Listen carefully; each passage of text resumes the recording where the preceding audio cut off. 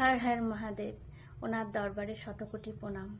আর আমার বন্ধুরা যেন খুব ভালো থাকে, সুস্থ থাকে, এই কামনা করি ওনার দরবারে। তো বন্ধুরা, এই যে সবাই বলে শ্রাবণ মাসে ফার্স্ট আর লাস্ট সোমবার খুবই দামি, কিন্তু না, শ্রাবণ মাস মানেই খুবই দামি। কারণ বাবা ভোলেনাথকে সবাই খুব ভালোবাসেন, পুজো করেন। আর আমি তো, আমার মন প্রাণ আমার বাবা। যখনই যা আমার সমস্যা হয় আমার বাবা, কারণ আমি সোমবার মানি আর নিষ্ঠাভাবে তাকে ডাকি। উনি সব সময় আমার সাথে থাকেন মনে করি, আর মনে জোর শক্তি পায়।